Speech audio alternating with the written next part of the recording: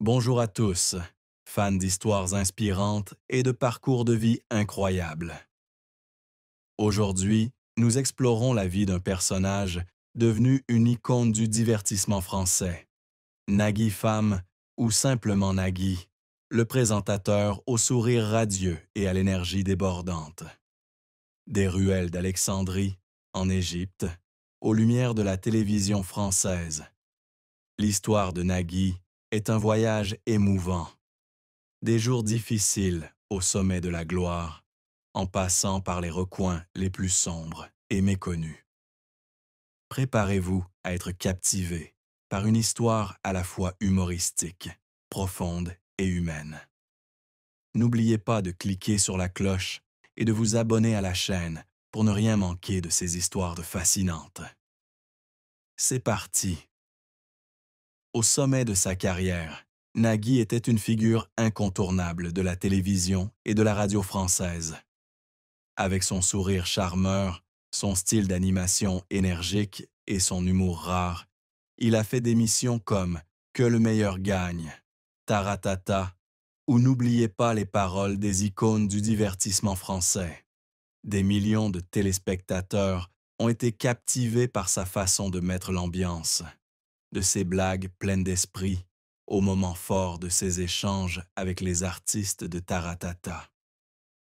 Nagui était non seulement un animateur, mais aussi un producteur talentueux, à l'origine d'Air Productions, qui a créé des émissions qui ont captivé des millions de personnes.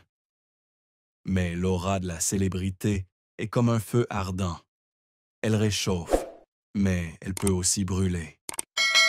Derrière son sourire et son assurance constante sur scène, Nagui a dû faire face à une pression énorme, à des controverses et à des moments difficiles dans sa vie personnelle. Alors, que s'est-il réellement passé sous les projecteurs? Comment un jeune immigré égyptien est-il devenu un symbole de la France? Et quel prix a-t-il payé pour son succès? Découvrons-le. Nagui Femme est né le 14 novembre 1961 à Alexandrie, en Égypte, dans une famille d'origine modeste mais intellectuelle. Son père, Lotfi Femme, était un érudit littéraire égyptien, un homme de grande érudition qui travaillait comme interprète aux Nations Unies. Sa mère, Colette Teitelbaum, était professeure de littérature classique d'origine franco-italienne, un mélange de deux cultures. Cependant, la vie en Égypte n'était pas facile. La famille Femme vivait dans un petit appartement où les difficultés financières assombrirent l'enfance de Nagui. À 4 ans, la famille décida de quitter l'Égypte à la recherche d'une vie meilleure. Ils s'installèrent en France, puis brièvement au Canada, avant de s'installer définitivement à Cannes, où Nagui passa une grande partie de son enfance et de son adolescence. À Cannes, la famille Nagui continua de faire face à des difficultés. Ses parents, bien qu'instruits, devaient travailler dur pour subvenir aux besoins de Nagui et Karim.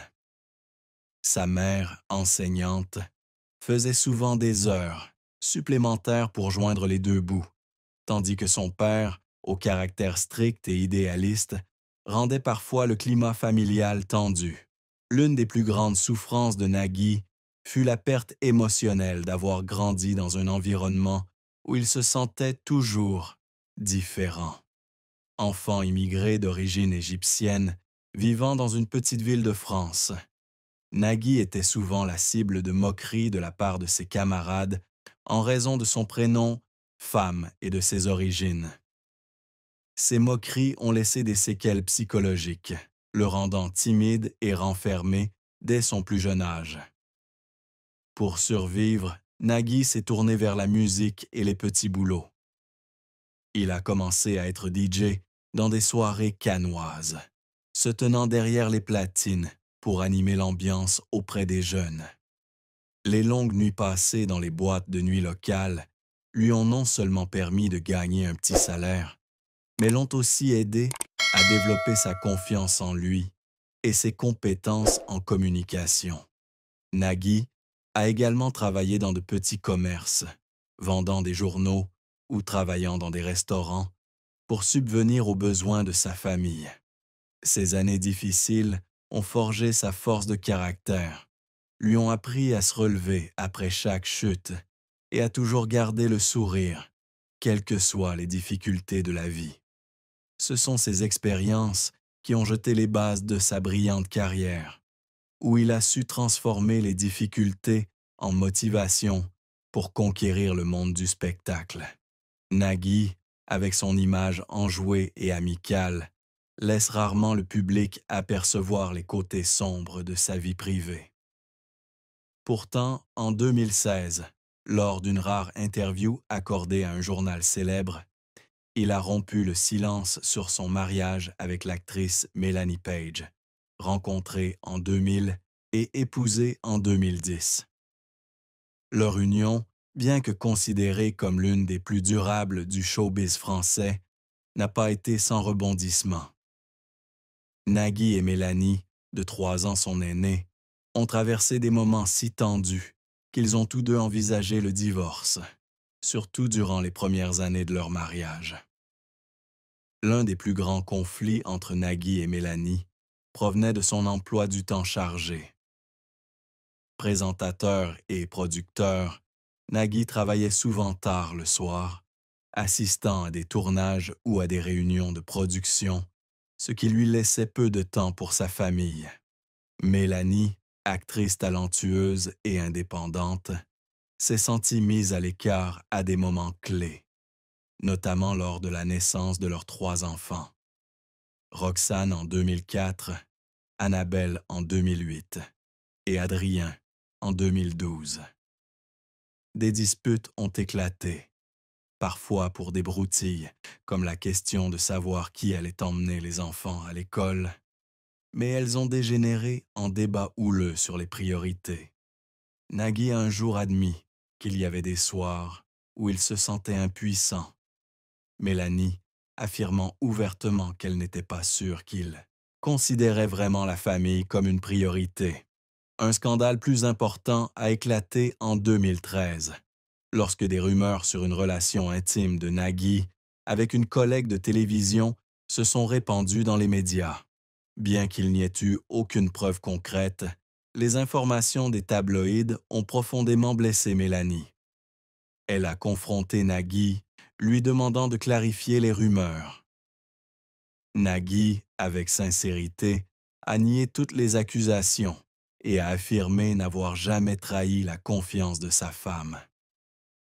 Cependant, ces soupçons ont quelque temps déchiré leur relation. Dans un moment d'intimité, Nagui a confié que voir Mélanie pleurer lui avait fait mal et que c'est ce qui lui avait fait prendre conscience de la nécessité de changer pour sauver sa famille. Ils ont dû suivre une thérapie de couple pour guérir, et même si le parcours n'a pas été facile, leur amour et leur respect mutuel les ont aidés à surmonter cette épreuve. Nagui a déclaré que Mélanie était le feu qui réchauffe sa vie, mais a également admis que ce feu peut parfois s'éteindre s'il n'est pas entretenu correctement. Avant Mélanie, Nagui a vécu une relation de 4 ans avec la présentatrice Marine Vignes, de 1995 à 1999, avec qui il a eu une fille, Nina, née en 1997. Cette relation s'est également terminée de manière déchirante, car ils ont réalisé que leurs ambitions n'étaient pas compatibles. Nagui a confié que rompre avec Marine avait été l'une des décisions les plus difficiles de sa vie, car il craignait les conséquences que cela aurait sur Nina.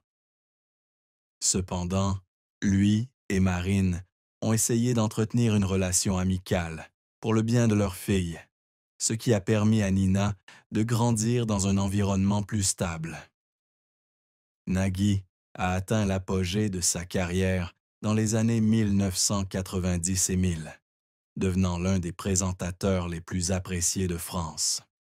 Son succès le plus marquant est sans doute l'émission Taratata, une émission de musique live diffusée depuis 1993, où il offrait au public des performances entraînantes d'artistes célèbres et émergents. Taratata était non seulement une émission de divertissement, mais aussi un pont culturel, où la musique transcendait les barrières linguistiques et nationales. Nagui, à la fois présentateur et producteur via sa société Air Production, a fait de Taratata une marque emblématique, appréciée non seulement en France, mais aussi dans de nombreux autres pays. Outre Taratata, Nagui a également marqué les esprits avec des émissions comme Que le meilleur gagne et N'oubliez pas les paroles, où il a démontré son style d'animation unique, humoristique, accessible et professionnel. Contrairement à beaucoup d'autres animateurs, Nagui a la capacité de toucher un public de tous âges. Il peut faire rire un enfant avec une blague improvisée, tout en touchant un public plus âgé par sa sincérité, sa voix grave, son sourire attachant et sa rapidité d'improvisation sont devenus les marques de fabrique de Nagui, faisant de lui l'une des personnalités télévisuelles les plus appréciées. L'éthique de travail de Nagui le distingue également.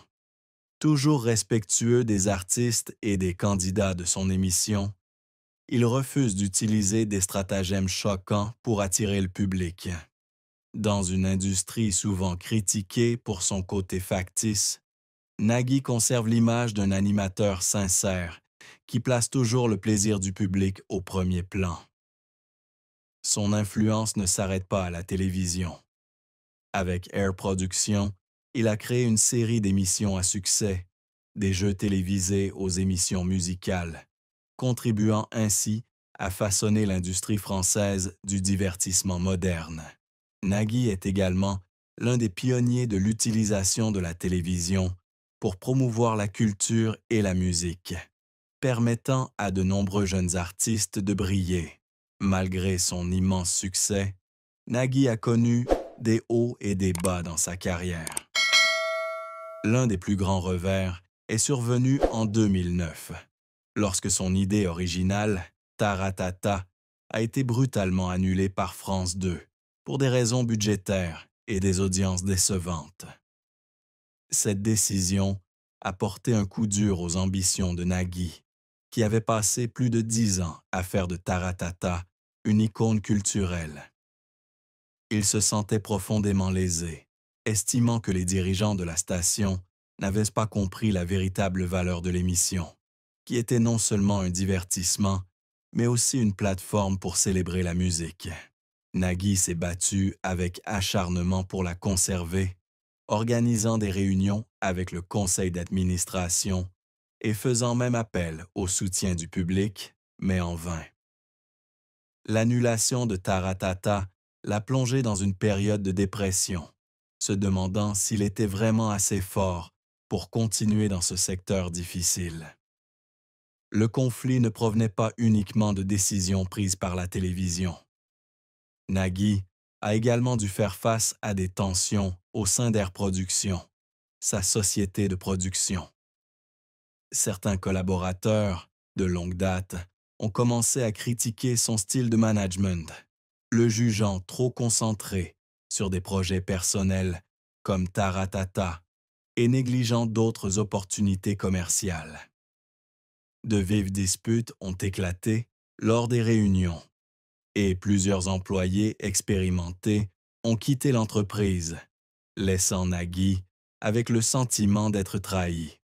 Il a un jour confié à un ami proche qu'il avait l'impression de mener seul un combat sans fin, avec le public, ses collègues et le système qui lui tournait le dos. Un autre incident s'est produit en 2015, lorsque Nagui a été impliqué dans un litige juridique concernant l'utilisation de droits d'auteur musicaux dans certaines émissions d'Air Production. Bien que l'affaire ait finalement été réglée à l'amiable, elle a porté atteinte à la réputation de Nagui, un professionnel transparent et professionnel. Les articles le critiquant étaient nombreux, et Nagui, sensible aux critiques, s'en est senti profondément blessé. Il a commencé à éviter les apparitions publiques pendant un temps, préférant travailler plus discrètement et se concentrer sur la relance de Taratata, qu'il a finalement rediffusé en 2012 sur France 4, quoique à une échelle plus modeste. Ces événements l'ont laissé dans un silence suspect, refusant de trop s'exprimer sur ses difficultés, poursuivant discrètement son travail avec la constance qu'il avait apprise de son enfance. Après ces années de gloire, Nagui s'est progressivement retiré des projecteurs vers 2022, lorsqu'il a décidé de réduire ses apparitions télévisuelles pour se concentrer sur sa famille et ses projets personnels. Il s'est alors consacré à la gestion d'Air Productions, veillant à ce que des émissions comme N'oubliez pas les paroles et Taratata maintiennent leur qualité. Cependant, Nagui n'intervient plus aussi fréquemment qu'avant, préférant former une génération de jeunes présentateurs et partager son expérience et son style. Il anime régulièrement des ateliers chez Air Productions où il enseigne aux nouveaux talents comment créer du lien avec le public et maintenir une solide éthique de travail dans un secteur en constante évolution. En dehors du travail, Nagui trouve du bonheur dans les choses simples. Mélanie et lui emmènent souvent leurs enfants en voyage, des randonnées dans les Alpes aux vacances paisibles sur la côte méditerranéenne. Nagui s'est mis à la cuisine, expérimentant les plats égyptiens que sa mère préparait lorsqu'il était enfant, comme le koshari et la molokhia. Les repas de famille sont devenus des moments précieux, où lui, Mélanie et leurs enfants partagent des histoires et des rires. Nagui s'implique également dans des œuvres caritatives, notamment en faveur des enfants immigrés, un domaine auquel il se sent profondément attaché de par ses origines. Il finance discrètement une organisation à Paris qui aide les enfants immigrés à apprendre le français et à s'intégrer dans la société, mais a toujours refusé de rendre ses contributions publiques. Nagui n'a pas l'intention de faire un retour remarqué à la télévision. Il a confié lors d'une interview qu'il estimait avoir rempli sa mission de réjouir le public. Il souhaitait plutôt prendre le temps de ralentir, de savourer les moments qui lui avaient manqué pendant les années les plus chargées de sa carrière. Il continuait néanmoins d'apparaître occasionnellement lors d'événements spéciaux, comme les concerts caritatifs de Taratata, où il continuait de servir de pont entre les artistes et le public. La retraite de Nagui n'était pas une disparition, mais une transition vers une vie plus riche de sens, où il trouvait le bonheur en travaillant tranquillement et en vivant fidèlement à ses valeurs. En 2023, Nagui a commencé à faire face à un problème de santé qui l'inquiétait. Des douleurs articulaires chroniques, diagnostiquées comme une polyarthrite rhumatoïde légère. Bien que non mortelles, les douleurs intermittentes aux mains et aux genoux étaient gênantes, surtout lorsqu'il voulait pratiquer des activités sportives comme la course à pied ou le tennis, des loisirs qu'il pratiquait depuis de nombreuses années. Nagui, toujours actif, ressentait un malaise lorsque son corps commençait à ralentir. Il suivait régulièrement des séances de kinésithérapie et modifiait son régime alimentaire pour gérer sa maladie. Mais la crainte d'une progression de la maladie le troublait constamment. Lors de ses nuits blanches, il s'asseyait dans son bureau, regardant des photos de famille et des souvenirs d'émissions de télévision, comme pour se rappeler qu'il avait vécu une vie bien remplie. Le vieillissement a amené Nagui à une profonde réflexion sur le sens de la vie. Il a commencé à se demander s'il avait vraiment laissé un héritage précieux. Dans ces moments d'introspection, il avouait se sentir parfois oublié, car le jeune public ne se souvenait plus de l'époque où il dominait la télévision. De nouvelles émissions, animées par des présentateurs plus jeunes, l'ont progressivement remplacé dans l'esprit du public. Cependant, Nagui a affronté cet oubli avec sérénité, trouvant du réconfort auprès de sa famille et de ses fans fidèles. Il a commencé à écrire une autobiographie, non pas pour retrouver la vedette, mais pour partager son histoire avec la génération suivante, notamment son parcours d'immigrant qui a surmonté tous les obstacles pour réussir. L'accueil du public à Nagui, au cours de ces années, a été mitigé. Les fans de longue date, notamment ceux qui ont grandi avec Taratata, ont souvent regretté sa visibilité réduite. De petits événements hommages ont été organisés à Paris et à Cannes, où des artistes ayant participé à ces spectacles sont venus saluer sa contribution à l'industrie musicale. Cependant, les jeunes générations, qui ont grandi à l'ère du numérique, sont souvent indifférentes à son héritage, le considérant comme une figure du passé. Pourtant, l'héritage de Nagui perdure à travers Taratata, l'émission qui a inspiré des millions de mélomanes, et Air Productions, qui continue de produire des programmes de haute qualité. Son héritage réside dans la façon dont il a apporté de la joie, a rapproché les gens par la musique et la télévision, et a inspiré les immigrants à accomplir de grandes choses. Nagui Fam n'était pas seulement un animateur, mais un être humain avec ses rêves, ses souffrances et ses triomphes. Derrière le sourire éclatant à l'écran se cachait un jeune immigré autrefois ridiculisé, un père et un mari, qui luttait pour maintenir l'unité de sa famille, et un producteur qui n'a jamais cessé de chercher des moyens d'apporter de la joie à son public. Il a vécu une vie haute en couleurs, des jours difficiles d'Alexandrie aux grandes scènes parisiennes, d'échecs cuisants à des succès retentissants. Nagui n'était pas parfait. Il a commis des erreurs, affronté des controverses et connu des moments de doute. Mais c'est sa sincérité, sa persévérance et sa passion pour la musique qui ont fait de lui une icône. Alors, rendons-nous justice à Nagui. Apprécions-nous vraiment ses efforts pour apporter de la joie et rassembler les gens, ou le voyons-nous seulement à travers le prisme du succès et de la controverse? Prenons un moment pour réfléchir à son parcours et demandons-nous ce que nous pouvons apprendre de quelqu'un qui a surmonté tous les obstacles pour vivre sa passion. Souvenons-nous de l'histoire de Nagui, partageons-la avec ceux qui nous entourent et continuons à rechercher des histoires inspirantes comme celle-ci.